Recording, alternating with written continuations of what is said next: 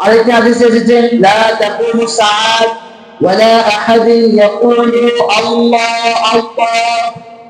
রাসূল সাল্লাল্লাহু আলাইহি ওয়াসাল্লাম বলতেছেন, ওই দিন মজুর, ওই রিকশাওয়ালা ঈমানদার যিনি আল্লাহ আল্লাহ বলেন, এই ঈমানদার আল্লাহ আল্লাহ বললেও না যতদিন পর্যন্ত দুনিয়ার মধ্যে একজন থাকবে ততদিন পর্যন্ত আল্লাহ দুনিয়াকে ধ্বংস করবেন না।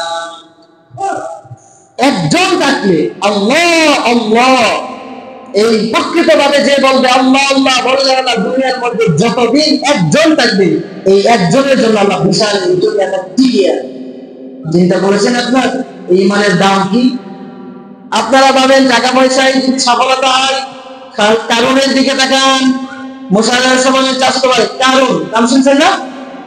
কারণের দিকে তাকান। আল্লাহ পাক রব্বুল আলামিন কোরআনুল কারীমের মধ্যে বলতেছেন, কারণের এমন বড় ভান্ডার ছিল, এমন টাকা পয়সা ছিল যে তার যে গুদাম গুলা ছিল, গুদাম সহজ ভাষায় গুদাম আছে না, এই গুদাম বহন করার জন্য, গুদামের চাবি বহন করার জন্য একদম লোক লাগতো। গুদামের শুধুমাত্র তালা আছে না, তালার চাবি বহন করার জন্য একদম লোক লাগতো। তাফসীরের কারণ বলেছেন 22 জন, 30 জন, 40 জন একদম লোক লাগতো, যারা শুধুমাত্র গুদামের তালা চাবি বহন করত। তার সম্পদ অদ্ভুত ছিল। আপনার এখন বর্তমানে স্মার্ট যুগ, ডিজিটাল যুগ, অনেক কিছু আপনারা মোবাইলের মধ্যে চার্জ দিয়ে দেখতে পাবেন। যে মোবাইলের মধ্যে চার্জ দিয়ে দেখবেন যে মিশরের মধ্যে কারণের যে সম্পদটা ছিল, ওই পার কতটুকু দূরত্ব রয়েছে সেটা দেখা যায় না। কারণের সম্পূর্ণ সম্পদ আল্লাহ জমিনের মধ্যে দাবিয়ে দিয়েছিল, আজকে সেই জায়গাটা সমুদ্র হয়ে গেছে। বিশেষজ্ঞরা বলেন যে তার শেষ দূরত্বটা কতটুকু এটা অনেকে জানেন, অনেক বিশাল। তার এত সম্পত্তি ছিল দুনিয়ার মধ্যে, তাকে আল্লাহ অনেক সম্পত্তি দিয়েছিল। আমাকে একবার বলেন তো এই কারণ কি সফল? কারণ কি সফল? টাকা পয়সা এত বেশি ছিল যে একদম লোক লাগতো শুধু তার এই গুদামের চাবি ব্যবহার করার জন্য। তাইলে আপনারা মেনে নিলেন তো যে সম্পদ হওয়ার মধ্যে, টাকা পয়সা হওয়ার মধ্যে শুধু সফলতা নেই, সম্পদ হবে কোনো সমস্যা নেই।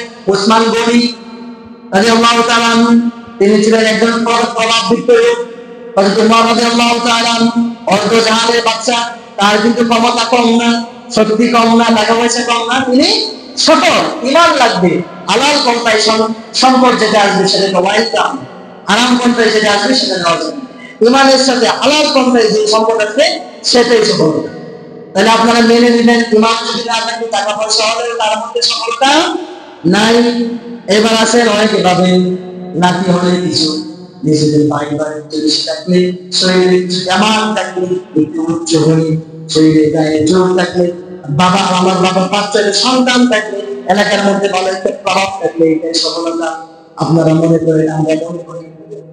আসুন আমরা দেখি কোরআন হাদিস কি বলেন। তাহলে আপনারা যদি মনে করেন শক্তি সামর্থ্য হওয়া, ক্ষমতা হওয়া যদি সফলতা হয়, তাহলে আপনারা ফেরাউনের দিকে তাকান। ফেরাউনের দিকে তাকান, এত দূর যাওয়ার তো দরকার নেই। 5ই আগস্টের দিকে তাকান, তাকালে পাওয়া যায় না? মুরব্বীরা চাচারা কি বলেন? পাওয়া যায় না? ফেরাউনের দিকে তাকান, যে বলেছিল আনা রাব্বুকুল আ'লা, আমি হচ্ছি তোমাদের শ্রেষ্ঠ রব, আ'লা আমি তোমাদের রব। সে নিজে দাবি করেছিল আনা রাব্বুকুল আ'লা, যে আমি তোমাদের প্রতিপালক, আমি তোমাদের প্রতিপালক। কি মনে হয় আমাদের কেউ সরাতে পারবে গর্তি থেকে? আল্লাহ দেখাই দিয়েছিল, ওই মারছিল পানির মধ্যে চুবায় মারছিল। নমরুদ একটা ল্যাংড়া মশা তার কানে দিয়ে ঢুকে তাকে হত্যা করেছিল। ক্ষমতার মধ্যে সফলতা নেই, প্রকৃত সফলতা হচ্ছে যারা বলবে লা ইলাহা ইল্লাল্লাহু মুহাম্মাদুর রাসূলুল্লাহ, যারা এই কথা সাক্ষ্য দিলে তারাই হচ্ছে প্রকৃত সফল। আর এই সফলতা সম্পর্কে আল্লাহ পাক রব্বুল আলামিন কোরআনের মধ্যে বলেন, ইন্নাল্লাযীনা আমানু ওয়া আমিলুস সালিহাতি লাহুম জান্নাতুন তাজরি মিন তাহতিহাল আনহার যালিকাল ফাওজুল কাবীর।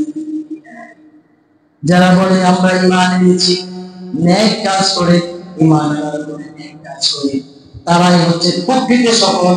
আর আল্লাহ এটা বলতেছেন যালিকাল ফাউজুল কাবীর।